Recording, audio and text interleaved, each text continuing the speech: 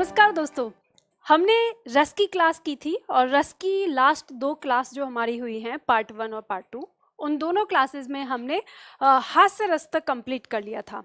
हमने पहली क्लास में देखे थे रस के अवयव और दूसरी क्लास में हमने श्रृंगार रस, करुण रस और हास्य रस कंप्लीट कर लिया था। आप लोगों ने उसको अच्छी तरह से सीख लिया होगा। अब हम करते हैं उसके आगे। तो हमारा यानी चौथा जो रस हमारा सामने आएगा यहाँ पर, वो है रौद्र रस। तो रौद्र रस हम कह सकते हैं कि जिस काव्य को पढ़ने से या सुनने से हमारे मन में क्रोध का भाव उत्पन्न होता हो, वहाँ रौद्र रस होगा। जैसे इसका हम स्थायी भाव देखें तो इसका स्थायी भाव होगा क्रोध। जब मन में गुस्सा है, क्रोध की भावना है, तो स्थायी भाव हो गया इसका क्रोध। आश्रय आलंबन हम अगर इसका देखें तो आश्रय आलंबन जिसके मन में क्रोध की भावना जग रही है। अब जिसके मन में क्रोध की भावना जगती है उसके अंदर नायक और नायिका कोई भी हो सकता है, लेकिन उसके साथ साथ कवि, श्रोता, पाठक, दर्शक भी होते हैं। मैंने आपको लास्ट क्लास में ये बात बताया है कि आश्रय आलंबन में हमेशा कवि, श्रोता, पाठक, दर्शक, लेखक, जितने भी बाहरी लोग होते हैं वो सब आश्रय आलंबन के अंदर ही होते हैं, क्योंकि नायक के साथ या नायिका के साथ साथ जो मन में भाव है वो इन सब के अंदर भी होता है, तो इसलिए आश्रय आलंबन वो भी कहलाते हैं। विषयालंबन वह व्यक्ति होता है जिसके कारण मन में या जिसके प्रति मन में क्रोध की भावना जगती है, जिसके कारण या जिसके लिए, ठीक है। उद्दीपन में आ जाएंगी वे परिस्थितियां या वस्तुएं। यहां मैंने आपको बताया था निर्जीव यानी परिस्थितियां या वस्तुएं जो हमारा उद्दीपन है वो क्या होता है, वो निर्जीव वस्तुओं में होता है। तो जहां पर कोई वस्तु या कोई परिस्थिति जिसके कारण हमारे मन में क्रोध का भाव जग रहा हो वो हमारा कहलाएगा, फिर उद्दीपन कहलाएगा। उदाहरण हम देख सकते हैं, जैसे अपमान सहना, किसी के द्वारा अपमान किया जाए, या हम कह सकते हैं कटु वचन, किसी ने किसी को कटु वचन कह दिया हो, उसकी वजह से उसके मन में क्रोध उत्पन्न हुआ हो, आदि। इसके बाद हम देखते हैं जैसे अनुभाव। अनुभाव क्या होगा, तो अनुभाव होता है आश्रय की चेष्टा, यानी जिसके मन में भाव जगा है उसकी क्रिया प्रतिक्रिया क्या है, तो उसकी क्रिया प्रतिक्रिया में क्या आ सकता है, आंखों का गुस्से से लाल होना या गुस्से में कांपना। आपने देखा होगा कुछ क्रोध में कांप जाते हैं एकदम से, तो ये आश्रय आलंबन की जो क्रिया प्रतिक्रिया होंगी वो आएगा। उसके बाद आता है हमारा संचारी भाव। तो संचारी भाव में क्या हो सकता है, संचारी भाव में अमरस हो सकता है, उग्रता हो सकता है, आवेग हो सकता है, यानी इनमें से कोई सा भी हो सकता है। तो चलिए हम उदाहरण समझते हैं, एक उदाहरण लेते हैं। हमारा सबसे पहला उदाहरण दिया है, उस काल मारे क्रोध के तन कांपने उसका लगा, मानो हवा के वेग से सोता हुआ सागर जगा। अब ये पंक्तियां हमारी कब की है, देखो मैं आप लोगों को व्याख्या तो करके बताऊंगी कि ये पंक्तियां किस समय की है, लेकिन हम थोड़ी देर के लिए मान लेते हैं कि हमको ये पता ही नहीं है कि ये पंक्तियां कब की हैं, किसने कही हैं, तो हम इसका भाव समझ के कैसे पहचानेंगे किसके अंदर रस है। तो यहाँ पर देखिए हम इस तरह से देखेंगे कि यहाँ दिया है उस काल मारे क्रोध के। तो आप थोड़ा सा, क्योंकि ये एकदम हमारी हिंदी भाषा में लिखा है यानी खड़ी बोली के अंदर है, तो हम आसानी से समझ सकते हैं कि वो काल के समान जो क्रोध है, काल के समान जो क्रोध है उससे तन कांपने लगा है, और ऐसा तन कांपने लगा है मानो हवा के वेग से कोई सोता हुआ सागर जग जाए। तो आपको पता है कि जब सागर में हवा के वेग से तूफान आता है, तो जब तूफान आता है तो ऐसा लगता है ना जैसे सागर गुस्से में है, उस तरीके से, यानी वो अपने सामने किसी भी चीज़ को, आने वाली चीज़ को क्या करेगा, तबाह कर देगा। तो वैसे ही क्रोध होता है, अगर किसी को क्रोध आता है तो वो सामने वाली चीज़ को नष्ट करता है। तो यहाँ हमें इस तरह से पता चल जाता है कि इसके अंदर कौन सा रस है, हमारा रौद्र रस है, क्योंकि यहाँ पे पंक्तियों में गुस्सा उत्पन्न होने की बात कही है। अब हम ये जान लेते हैं कि ये पंक्तियाँ हैं कहाँ की। तो ये पंक्तियाँ हैं आपकी कि जिस समय अर्जुन को पता चलता है कि उसके पुत्र अभिमन्यु को 7 महारथियों ने मिलकर धोखे से मार दिया है और निहत्थे को मार दिया है, तो वो उस समय ये सुनकर क्रोध से आग बबूला हो जाता है। और जिस समय उसको क्रोध आता है तो उसी अवस्था को यहाँ पर कवि ने इन पंक्तियों के माध्यम से कहा है कि उस काल मारे क्रोध के तन कांपने उसका लगा, मानो हवा के वेग से सोता हुआ सागर जगा। तो इन पंक्तियों में क्या है? क्रोध है। तो आप इसके हिसाब से अंदाजा लगा सकते हैं कि इसमें स्थायी भाव क्या है। स्थायी भाव हो जाएगा इसमें क्रोध। आप इससे आश्रय आलंबन कौन है? तो आश्रय आलंबन है इसमें अर्जुन। अगर मान लो आपको भाव न पता चले और आपको ऑप्शन न दिया हो और व्याख्या आई हो आपके सामने, तो आप कैसे लिख सकते हैं? इसमें लिख सकते हैं कि नायक आश्रय आलंबन में, यानी कोई भी एक पात्र है जो यहाँ पर इस चीज को प्ले कर रहा है, तो आप इस तरह से चीजों को पहचान सकते हैं। नंबर 2 देखिए, उदाहरण दिया है, दूसरा उदाहरण। इसमें कैसे पहचानेंगे? हरि ने भीषण हुंकार किया, अपना स्वरूप विस्तार किया, डगमग डगमग दिग्गज डोले, भगवान कुपित होकर बोले, जंजीर बढ़ा अब साध मुझे, हाँ हाँ दुर्योधन बांध मुझे। अब आप लोगों ने अभी तो महाभारत देखी होगी, तो आप बहुत आसानी से समझ चुके होंगे कि ये पंक्तियां कब की हैं। यानी ये पंक्तियां उस समय की हैं जब भगवान श्री कृष्ण कौरवों के पास शांति दूत बनकर गए थे, और वहाँ पर जो दुर्योधन है उसने श्री कृष्ण को ही बंदी बनाने का आदेश दे दिया था। तो वही उसी क्षण की ये पंक्तियां हैं कि हरि ने भीषण हुंकार किया, यानी श्री कृष्ण ने भीषण हुंकार के साथ अपना स्वरूप विस्तार कर लिया, यानी उन्होंने अपना स्वरूप बढ़ा लिया। और डगमग डगमग दिग्गज डोले, देखो दिग्गज मतलब 10 दिशाओं को कहा गया है। और यहाँ पर ये ध्यान दीजिएगा, ये शब्द जो आपका बनता है ना दिग्गज, ये दिक प्लस गज से बनता है। गज का मतलब हाथी। अगर हम बात करें अपने समाज की बहुत सारी कुछ चीज़ों की, तो दिग्गज कहा जाता है कि हर दिशा की रक्षा एक हाथी करता है। तो 10 दिशाओं के जो हाथी हैं वो डगमग डगमग डोलने लगे। अब व्याख्या में इस तरह से आ जाता है। तो यानी हम यहाँ पर दिग्गज को एक शब्द दे सकते हैं कि 10 दिशाएं, यानी 10 दिशाएं डोलने लगी और भगवान कुपित होकर बोले। और कुपित का मतलब होता है गुस्सा होना, ठीक है, क्रोधित होना। तो भगवान क्रोधित हो गए और उन्होंने क्रोधित होकर कहा कि जंजीर बढ़ा अब साध मुझे, यानी जो तुम जंजीर से बांधने की कोशिश कर रहे हो तो उसको साधो और बांधो मुझे। और हाँ दुर्योधन, अगर तुम मुझे बांध सकते हो तो बांध के दिखाओ। तो यहाँ पर भी हमारा कौन सा रस है? रौद्र रस है। चलिए आगे बढ़ते हैं, हम अगला लेते हैं। इसके बाद आता है हमारा भयानक रस। भयानक रस, अब नाम है जैसे वैसे ही आप पहचान सकते हैं। भयानक यानी जब किसी काव्य में किसी ऐसी बात का विवरण किया जाए या वर्णन किया जाए जिसे सुनकर हमारे मन में भय उत्पन्न हो जाए, डर उत्पन्न हो जाए, वहां पर क्या होता है? भयानक रस होता है। अब देखो यहाँ मैं आपको एक अगर साधारण रूप से समझाने की कोशिश करूं तो आप देख सकते हैं कि किसी पंक्ति के अंदर यदि भूत प्रेत की बात कही गई हो तो वहां पर डर उत्पन्न होता है, वहां आप भयानक रस लगा सकते हैं। या प्रकृति का प्रलय रूप, ध्यान से आप नोट डाउन कर सकते हैं, जहां प्रकृति के प्रलय रूप को दिखाया गया हो। अब प्रकृति का प्रलय रूप कैसे? जैसे भूकंप का वर्णन हो, सुनामी का वर्णन हो, या भूस्खलन का वर्णन हो, बाढ़ आने का वर्णन हो, आदि आदि, यानी जो प्रकृति के प्रकोप होता है उसका यदि वर्णन किया जाए तो वहां पे भी भयानक रस होगा। बाकी आप पहचान सकते हैं जहां हमें बहुत तेजी से डर लग जाए, भय हमारे मन में उत्पन्न हो जाए, वहां भयानक रस होगा। इसका स्थायी भाव क्या है? इसका स्थायी भाव है भय। आश्रय आलंबन, जिसके मन में भय उत्पन्न हुआ है, कवि श्रोता पाठक दर्शक ये साथ में रहेंगे।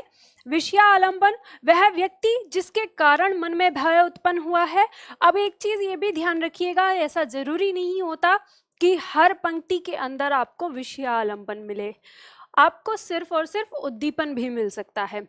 तो ये भी आपको ध्यान रखना, ऐसा नहीं कि हर जगह आप विषय आलंबन खोजेंगे। अगर पंक्ति में है तो ठीक है, अगर पंक्ति में नहीं है तो उन पंक्तियों में सिर्फ और सिर्फ विभाव का क्या होगा? उद्दीपन होगा, ठीक है। जैसे उद्दीपन, वे परिस्थितियां जिनके कारण मन में भय उत्पन्न हुआ है, जैसे बाढ़, तूफान, सुनामी आदि। अनुभाव, इसके अंदर अनुभाव होगा आश्रय की चेष्टाएं। अब जब डर लगता है तो क्या होता है, तो जो आश्रय की चेष्टाएं होंगी, कैसे चीखना, चिल्लाना, भय से कांपना, बेहोश हो जाना आदि, ये सारी क्रिया प्रतिक्रियाएं होंगी आश्रय आलंबन की। चलिए नेक्स्ट देखते हैं, संचारी भाव क्या होगा इसके अंदर। संचारी भाव होगा त्रास, चिंता, आशंका, जड़ता और डर। तो ये हमारा संचारी भाव हो जाता है। चलिए कुछ उदाहरण देखते हैं। जैसे उदाहरण दिया है, सबसे पहला उदाहरण लेते हैं। उदाहरण दिया है यहाँ पर, उधर गरजती सिंधु लहरिया, कुटिल काल के जालों सी, चली आ रही फैन उगलती, फन फैलाए व्यालों सी। देखो, मैं आपको यहाँ पर घटना का वर्णन नहीं करती, सिर्फ आपको पंक्ति से बताती हूँ कि आपको कैसे समझ में आएगा। अक्सर स्टूडेंट ये वर्णन कर देते हैं कि मैम आपको तो पता है घटना का, आपने पहले से पढ़ा है, लेकिन हमको अचानक से नहीं पता हो तो हम उन पंक्तियों में कैसे रस निकालेंगे। तो देखो, पंक्ति से ही आपको समझना है। इसके साथ ही आपको एक चीज़ और बताना चाहूँगी कि कुछ लोग आपको रस या अलंकार की ट्रिक बताते हैं। वो कहते हैं अगर इस तरह के शब्द आपको मिल जाएं पंक्ति में तो आप इसमें ये रस लगा देना, इस तरह के शब्द। तो ऐसे कभी नहीं पढ़ना है। रस, हाँ, एक बार को आप अलंकार के लिए ऐसा पढ़ सकते हैं, लेकिन ऐसा नहीं होता। आपको ध्यान रखना है, जो रस है आपका, उसके लिए ट्रिक आपकी काम नहीं करती है। यहाँ आपको ध्यान देना है। देखिए कैसे आप इसको समझ सकते हैं, आप समझेंगे यहाँ पर। जैसे पंक्ति आपकी दी है, उधर गरजती सिंधु लहरिया। देखो यहाँ पर सिंधु, सिंधु दिया है यहाँ पर। अब आप कह सकते हैं कि सिंधु यानी सागर की जो लहर है, यानी एक तरफ सागर की लहरें गरजती हुई आ रही हैं। कैसे? कुटिल काल के जालों सी। अब कुटिल, कुटिल माने कहते हैं चालाक, काल माने यहाँ पे कहा गया है यमराज के लिए। अनेकार्थक शब्द याद कर रहे हैं ना आप? मैंने आपको पहले ही बताया है, शब्दावली आपको याद करना बेहद जरूरी है रस और अलंकार को समझने के लिए। तो जैसे यहाँ पे दिया, काल का मतलब समय होता है, लेकिन यहाँ पर कुटिल काल का अर्थ है चालाक यमराज के जालों सी। यानी वो जो समुद्र की लहरें हैं वो किस तरह से लग रही हैं, जैसे चालाक यमराज अपना मृत्यु का जाल फेंक लेके आ रहा हो। चली आ रही फैन उगलती। अब जो वो लहरें हैं ना, बार बार लहरें उठने की वजह से उनमें क्या है, वो झाग उत्पन्न हो गया है। तो वो जो झाग उत्पन्न हो गए हैं उनको देखकर कैसा लग रहा है कि जैसे कोई फैन उगलते हुए, फैन मतलब झाग, जैसे कोई झाग उगलते हुए, फन फैलाए हुए व्यालों सी। व्याल कहते हैं सर्प को, ठीक है। अब आप यहाँ पर ये चीज पर्यायवाची से याद कर सकते हैं कि व्याल किसको कहा गया है, सांप को कहा गया है, सर्प को कहा गया है। तो ये आपको किससे याद करना होगा, आपको पर्यायवाची से याद करना होगा। इसीलिए मैंने आप लोगों को पहले ये बात कही है कि रस और अलंकार के लिए आपकी शब्दावली मजबूत होना आवश्यक है। चलिए देखिए यहाँ पर, तो यहाँ हमें क्या निकल के आया कि एक ऐसी स्थिति, अब आपको यहाँ ना एक अंदाजा लगता है कि इन पंक्तियों में ना प्रकृति के प्रलय रूप को दिखाया है। और प्रलय रूप क्या है, या तो सुनामी है या तो बाढ़ है बहुत तेज से, कि जो नदी है या समुद्र है उसकी लहर जो है वो बहुत तेज गति से बढ़ती चली आ रही है। और अगर उस तेज गति से बढ़ती हुई लहर को कोई देखेगा तो उसे ऐसा लगेगा कि जैसे ये अगर मेरे पास से होके गुजरी तो मेरी मृत्यु हो जाएगी। तो यहाँ पर अब ऐसी स्थिति आपको कहीं दिखाई देगी तो आपके मन में डर लगेगा, डर उत्पन्न होगा, भय होगा। तो यहाँ कौन सा रस होगा, भयानक रस होगा। हम दूसरा देखते हैं। दूसरा एग्जाम्पल देखिए हमारा, एक और अजगर ही लखी, एक और मृगराय, बिकल बिटोही पीछ ही परो मूर्छा खाए। अब देखो, आपको इस चीज को समझना है, बिल्कुल सिंपल पंक्ति में इतना सिंपल साधारण तरीके से दिया है, आप आसानी से पहचान सकते हैं। एक और अजगर, अब कोई व्यक्ति है रास्ते से जा रहा है, एक तरफ अजगर लखी, लखी मतलब लख रहा है यानी देख रहा है, और लखी मतलब कहते हैं खाने की नजरों से देखना या ललचाई हुई नजरों से देखना। तो एक तरफ से जो अजगर है वो ललचाई हुई नजरों से देख रहा है उस व्यक्ति को, और एक और मृगराय, दूसरी ओर कौन सा है। अब मृगराय किसका पर्यायवाची है, अब पर्यायवाची याद करोगे तो अर्थ समझ में आ जाएगा। तो मृगराय कहते हैं शेर को। तो एक तरफ अजगर है और एक तरफ शेर है। आप इसको ही देखते ही यानी इसको सुनते ही समझ गए होंगे कि एक तरफ अजगर और एक तरफ शेर। तो अब आपकी स्थिति कैसे होने वाली है? अब आपको आनंद आएगा, बहुत ज्यादा आनंद, मतलब बड़ी खुशी, अरे वाह, एक तरफ अजगर है एक तरफ शेर है, क्या बात है, आज तो मुझे यहीं पे मिल गई इनसे दोस्ती। तो आप खुश होंगे या फिर डर के मारे एकदम से सिट्टी पिट्टी गुम हो जाएगी, यानी कि अब तो कोई भी खा सकता है। तो वही पंक्ति कहा है। अब आप इससे समझ गए कि मन में क्या उत्पन्न हो रहा है? भय उत्पन्न हो रहा है, डर उत्पन्न हो रहा है। तो बिकल बटोही, बटोही यहाँ पर कहा गया है राहगीर को, जो राहगीर है, मैंने पहले ही बताया रास्ते में जो चलने वाला, ठीक है। बीच ही परो मूर्छा खाए, जो राहगीर है उसने देखा कि एक तरफ तो अजगर है और एक तरफ शेर है, अब उसका बचना मुश्किल है, मतलब नामुमकिन है, और उसने वो अपने आप में क्या हो गया? बेहोश हो गया। अब बेहोश हो गया यानी जिसका भाग्य हो अब वो खा जाए, चाहे शेर चाहे अजगर। तो चलिए यहाँ पे आपको पता चला कि इसके अंदर कौन सा रस होगा, तो इसके अंदर होगा भयानक रस। आगे बढ़ते हैं, एक हमारा तीसरा और दिया है, इसको देखते हैं।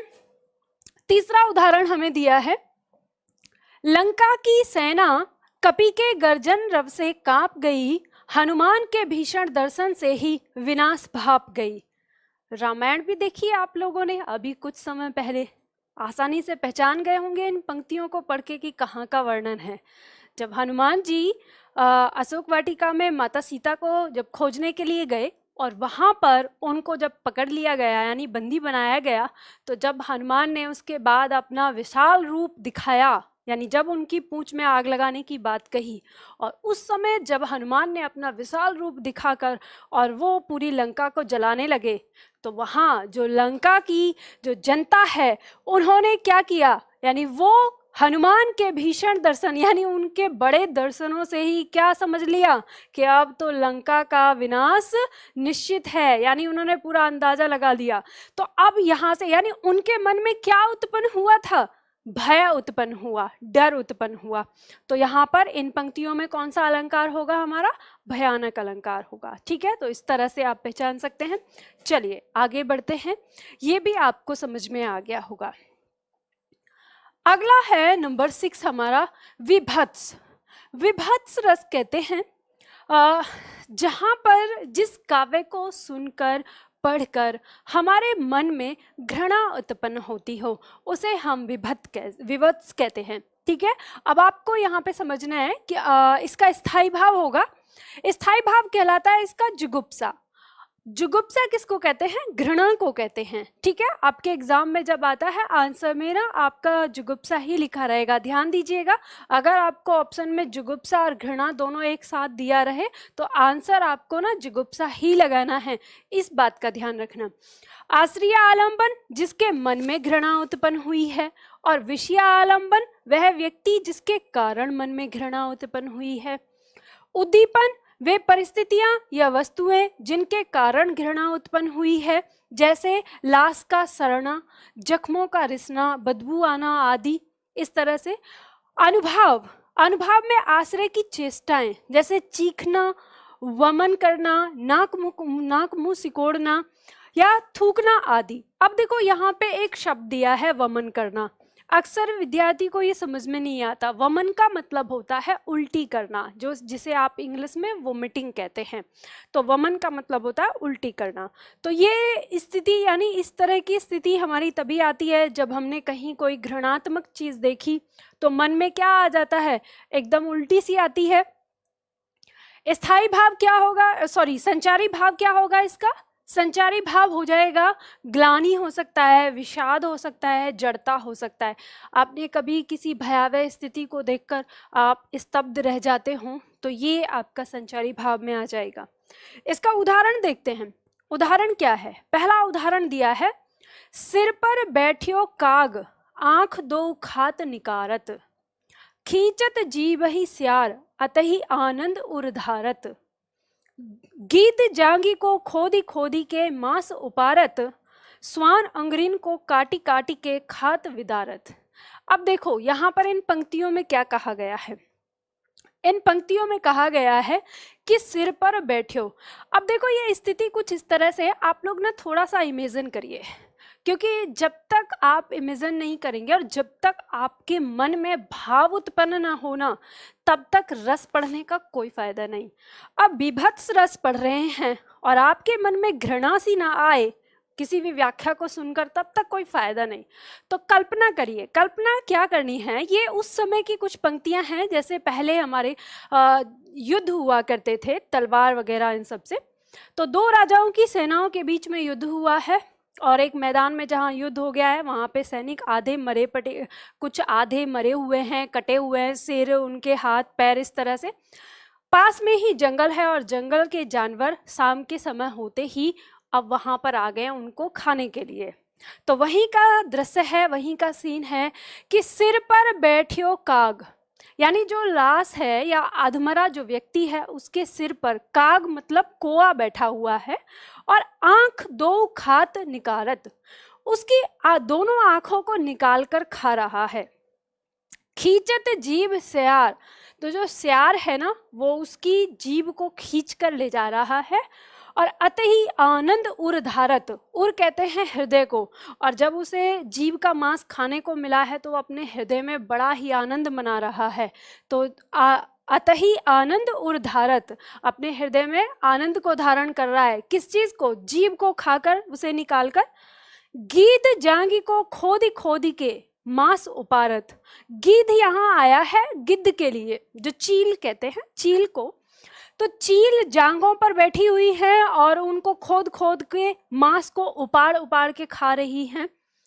स्वान उंगरीन को काटी काटी के खात विदारत, स्वान, स्वान कहते हैं जंगली कुत्ते, जो जंगली कुत्ते हैं वो उंगलियों को काट काट के खाते जा रहे हैं, विदारत, और यहाँ पर यानी खाते जा रहे हैं, खुशियाँ मनाते जा रहे हैं। तो आपने अभी ये इमेजिन किया होगा तो आपके मन में कैसा भाव आ रहा है, आपको घृणात्मक लगा। अगर ये दृश्य आपने अपने दिमाग में कल्पना की है इसको, तो आपको अंदर से घृणा आ रही होगी, कितना गंदा दृश्य सा। तो यहाँ पर कौन सा रस आपके मन में उत्पन्न हो रहा है? विभत्स रस। चलिए दूसरा देखते हैं। जैसे दूसरा उदाहरण दिया हुआ है, जह तह मज्जा मांस रची लखी परत बगारे, जित जित छिटके हाड़ सेतु कहूँ कहूँ रत्नारे। अब ये पंक्तियां भी हैं, आप इसी तरह से इनको ना समझ सकते हैं।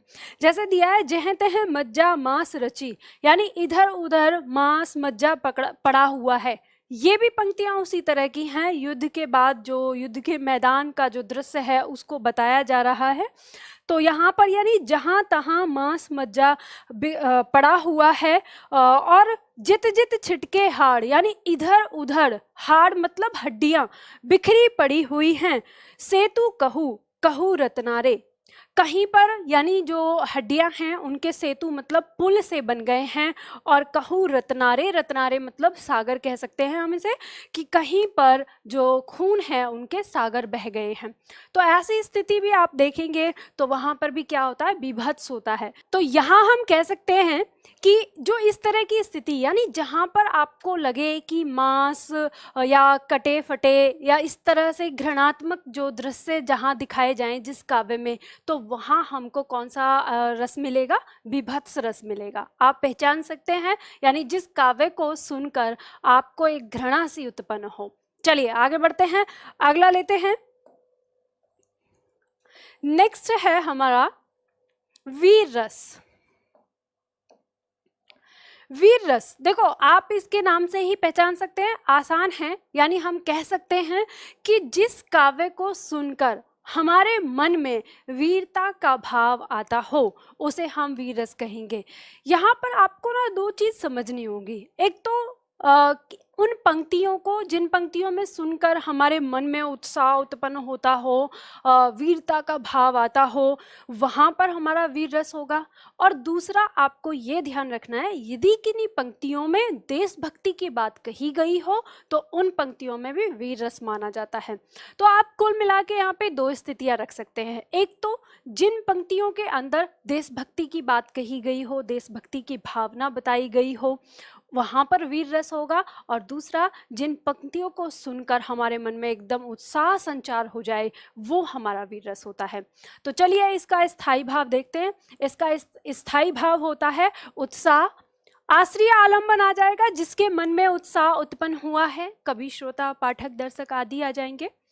विषय आलंबन, वह व्यक्ति जिसे देखकर उत्साह उत्पन्न हुआ है या जिसके प्रति मन में उत्साह उत्पन्न हुआ है। उद्दीपन में आ जाएगा वे परिस्थितियां या वस्तुएं जिनके कारण उत्साह उत्पन्न हुआ है। क्या हो सकता है? रणभेरी का बजना, शत्रु की ललकार, जय जयकार आदि। देखो ये जो उदाहरण हैं ये हमारे प्राचीन साहित्य को लेकर हैं, या हम कह सकते हैं कि जो हमारे प्राचीन स्थिति हैं उनको लेकर हैं। अभी वर्तमान समय में कुछ और भी हो सकता है।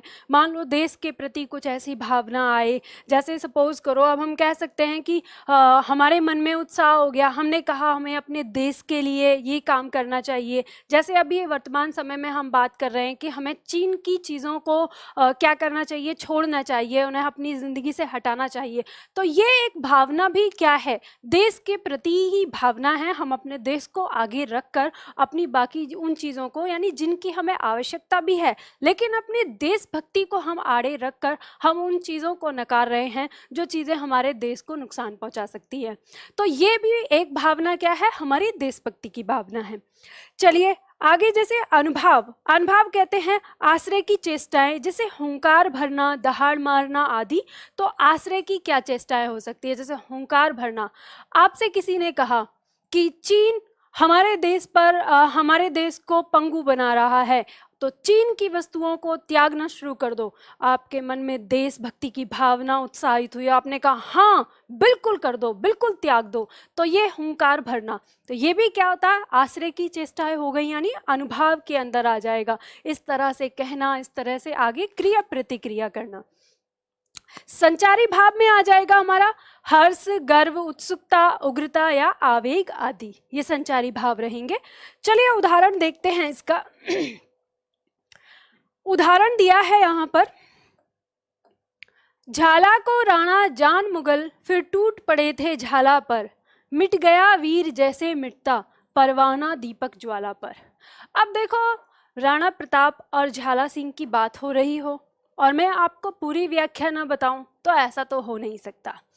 इन पंक्तियों में, यानी दो ही पंक्तियां हैं, अगर आपने राणा प्रताप के जीवन की चीज़ों को पढ़ा हो तो आपको पता चलेगा कि जब मुगलों से राणा प्रताप हार रहे थे और उन्होंने लगातार उससे लड़ने की कोशिश कर रहे थे, लेकिन फिर भी एक ऐसी स्थिति आई कि वो उनसे हारने लगे। तब उनके जो सेनापति थे झाला, उन्होंने देखा कि हम अगर हार गए और महाराणा प्रताप को कुछ हो गया तो फिर हम पुनः प्रयास नहीं कर पाएंगे।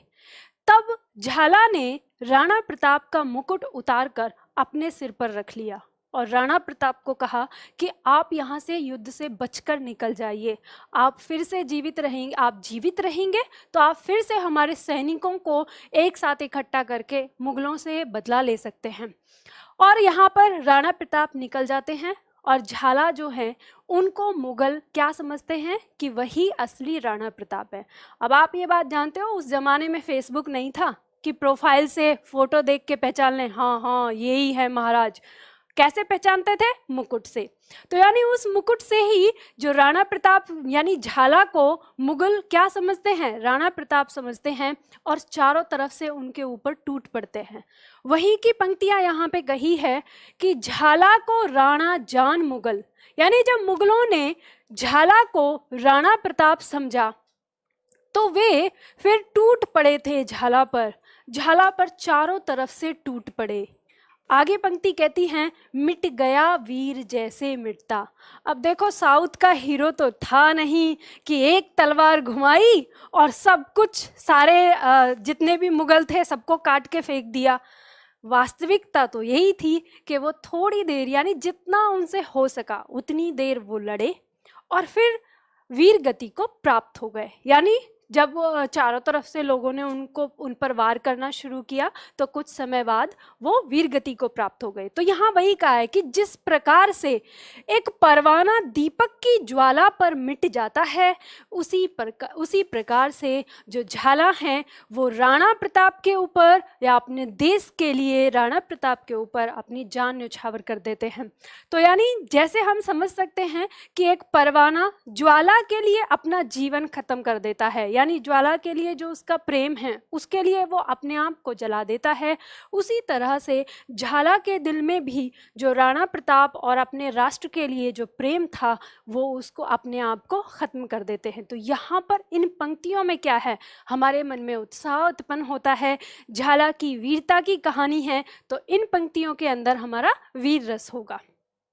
चलिए आगे देखते हैं नंबर 2। वीर तुम बड़े चलो, धीर तुम बड़े चलो, सामने पहाड़ हो, सिंह की दहाड़ हो। अब इन पंक्तियों में आपको पता है वीर की बात हो रही है, वीरता की, उत्साह की बात हो रही है। हे वीर तुम बड़े चलो, बचपन में बहुत पढ़ी होगी आपने ये कविता।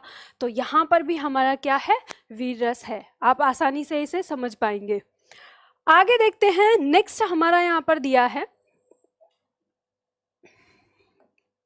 नेक्स्ट पंक्ति है, मुझे तोड़ लेना वनमाली, उस पथ में तुम देना फेंक, मातृभूमि पर शीश चढ़ावे, जिस पथ जावे वीर अनेक। अब आपको पता है इन पंक्तियों में कौन सा है, ये माखनलाल चतुर्वेदी की पंक्तियां हैं। कविता क्या है उनकी, पुष्प की अभिलाषा, जिसमें उन्होंने कहा है, यानी पुष्प कहता है कि मुझे कोई ऐसी चाहत नहीं कि मैं देवताओं के चरणों में चढ़ूं, ना ही मुझे ऐसी कोई चाहत है कि मैं किसी अप्सरा के गहनों में गूंथा जाऊं, और ना ही मुझे कोई ऐसी चाहत है कि मैं सम्राटों के सब पर चढ़ूं। फूल कहता है कि हे वनमाली, मेरी बस एक छोटी सी चाहत है, और वो क्या है कि मुझे तोड़ लेना, मुझे तुम तोड़ लेना और उस पथ पर देना फेंक, मुझे बस उस रास्ते पर फेंक देना जिस रास्ते पर मातृभूमि पर अपना शीश चढ़ाने के लिए अनेकों वीर जाते हैं। यानी जिस रास्ते से होकर मातृभूमि पर अपना शीश चढ़ाने के लिए वीर जाते हैं, बस मुझे उसी रास्ते पर फेंक देना ताकि मैं उनके चरण स्पर्श कर सकूं। तो इन पंक्ति में जो कवि है उसने अपनी देशभक्ति की भावना को एक पुष्प के माध्यम से प्रदर्शित किया है। तो इन पंक्तियों में भी हमारा क्या होगा, वीर रस होगा। मैंने आपको यहाँ 2 पॉइंट बताए, जिन पंक्तियों में आपको उत्साह वीरता की भावना दिखाई दे वहाँ वीर रस होगा, और जिन पंक्तियों में आपको देशभक्ति के प्रति कही गई कोई भी भावना हो वो दिखाई दे वहाँ वीर रस होगा। तो चलिए हमने यहाँ पर आज ये 4 हमने किए, यानी आज इतना ही करते हैं हम इसमें। नेक्स्ट क्लास जब हमारी होगी उस क्लास में हम इससे आगे का रस करेंगे। तो आप लोगों को इसमें कितना समझ में आया, कितना नहीं समझ में आया, आप मुझे कमेंट करके ज़रूर बताइएगा, और इसको अच्छे से समझने की कोशिश करिए। देखिए अगर आपको कहीं भी ऐसा लगता है कि आपको थोड़ा समझने में मुश्किल हो रही है या पंक्तियों का भाव निकालने में मुश्किल हो रही है, तो आप लोगों को ना उन पंक्तियों को थोड़ा दोबारा पढ़ना होगा, और दोबारा कैसे, समझते हुए आप हर एक शब्द का अर्थ निकालने की कोशिश करिए, और तब आप उन पंक्तियों को पढ़ेंगे तो आपको उनका भाव ज़रूर समझ में आ जाएगा। तो आज आपने ये पढ़ा, हम आज इतना ही करते हैं। अगली क्लास में हम इससे आगे करेंगे, यानी क्लास 4 में रस की हम अगली क्लास ख़त्म कर देंगे। जो विद्यार्थी हिंदी भाषा की और भी क्लास यानी पूरी क्लास करना चाहते हैं तो वो मेरे ऐप पर जाएं। ऐप है मेरा निधि एकेडमी, आप वहाँ पर जा सकते हैं और वहाँ से अपनी क्लासेस ले सकते हैं। यूट्यूब पर मैंने रस का जो टॉपिक है ये पूरा कराया है और पूरा लास्ट तक कराऊंगी, जैसे मैं अपनी क्लास में कराती हूँ, यानी टॉपिक के साथ साथ आपको प्रश्नोत्तरी भी। एक बात और कहना चाहूँगी, अक्सर मैं आजकल कमेंट्स में देख रही हूँ बहुत सारे स्टूडेंट कहते हैं कि मैम शॉर्ट ट्रिक बताइए, ये आप इस तरह से इतनी व्याख्या करके पढ़ाती हैं, ऐसे तो कोई भी पढ़ लेगा।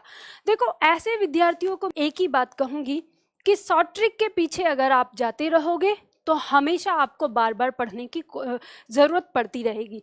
अगर आप मेरे तरीके से एक बार पढ़ लेंगे तो फिर आपको बार बार पढ़ने की ज़रूरत नहीं पड़ेगी, और आपको शॉर्ट ट्रिक पढ़ने की नहीं, फिर आप शॉर्ट ट्रिक अपने आप बनाएंगे। तो चलिए आज हम इतना ही करते हैं, फिर मिलते हैं रस की अगली क्लास में। Thank you.